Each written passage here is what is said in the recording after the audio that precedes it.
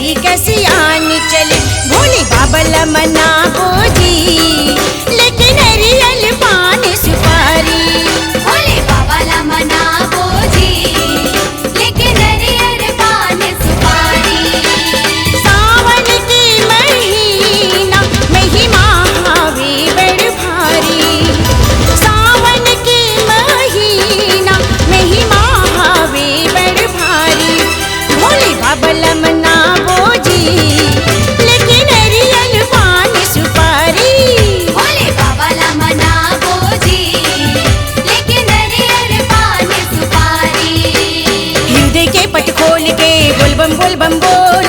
तन मन मारा माले देसु शक्ति की अनमोल। हृदय के पट खोल के बोल बम बोल। तन मन मारा माले तैसे शक्ति है अनमोल।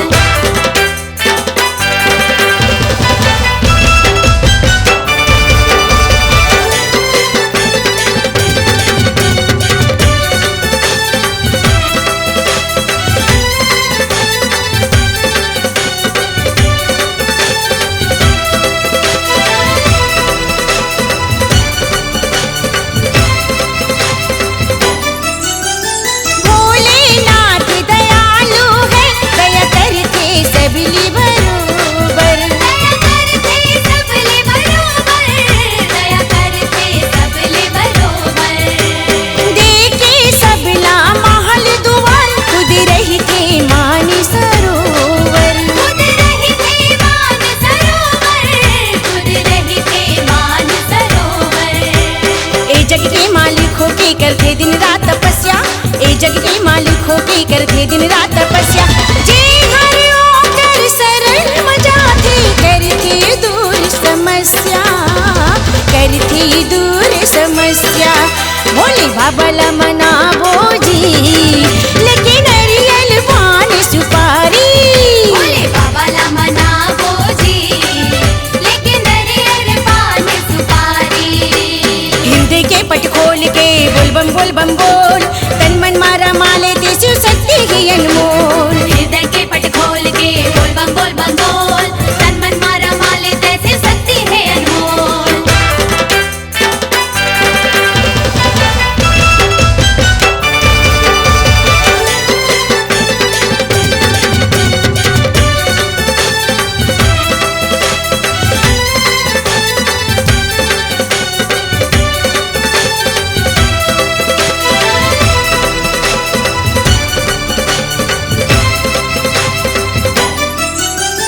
त्रिपुरी औघड़दानी भोले बाबा हवि भंडारी। भोले बाबा हमें भंडारी।